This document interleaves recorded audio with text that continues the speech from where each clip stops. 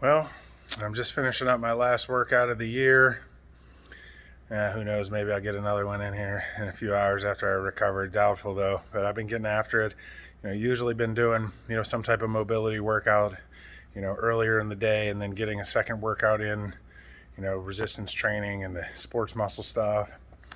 Second time a day. I last year at the end of the year, I was doing okay, but I just wasn't on track like I wanted to be. I'm always comparing myself to, the best version of myself, especially when it comes to execution and process. And these last few years have been pretty crazy, and ultimately, you know, had a really hard time being consistent with anything.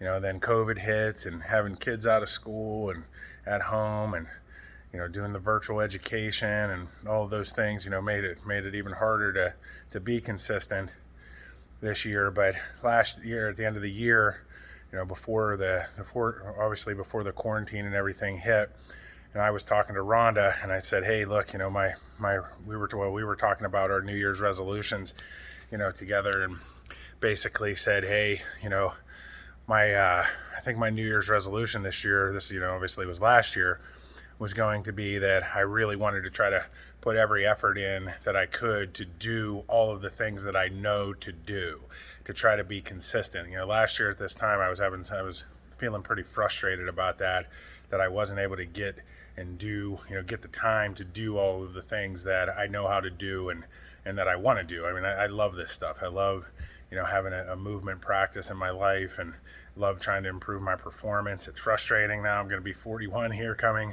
pretty soon, and it's one of the things that I learned this year is that my body just doesn't respond the same way that it used to. It's like I literally have a different body, than I used to, and some of the stuff that I used to do, I've had to change up the way that I'm doing it. I think it's even for the better. It's helping me, and it's even, I think, helping my clients more. It's helping me, understand more of what they're going through, with their issues, especially my older clients as well. And, that's really the cool part, being out here in California, the last 2 years or so, my clients have been, really awesome. They're, typically most people that want to be, getting in shape and being the best version of themselves. And, ultimately that's, another thing that was inspiring me last year was, working here at Evolve, and, having all these trainers here pushing their clients and pushing themselves and holding a higher standard. And I said, hey man, that's what I got to do for myself. So I'm not sure what this year's resolution is going to be, but I just wanted to kind of get on here and say,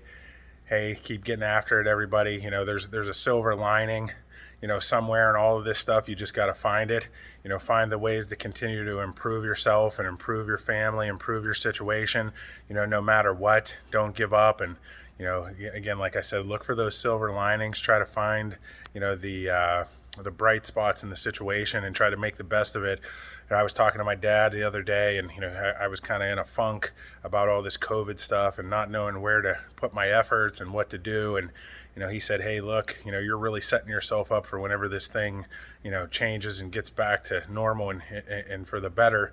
You're really going to be in a really strong position when you come out of this, and you got to think about the light at the end of the tunnel, and keep looking into the future and know that day is going to come, and try to stay excited about it, and more than anything, just keep working towards that day so you can capitalize on it when it comes. That opportunity is going to be coming for you, and are you going to be ready for it or not? All right, guys. Merry New Year. Talk to you later.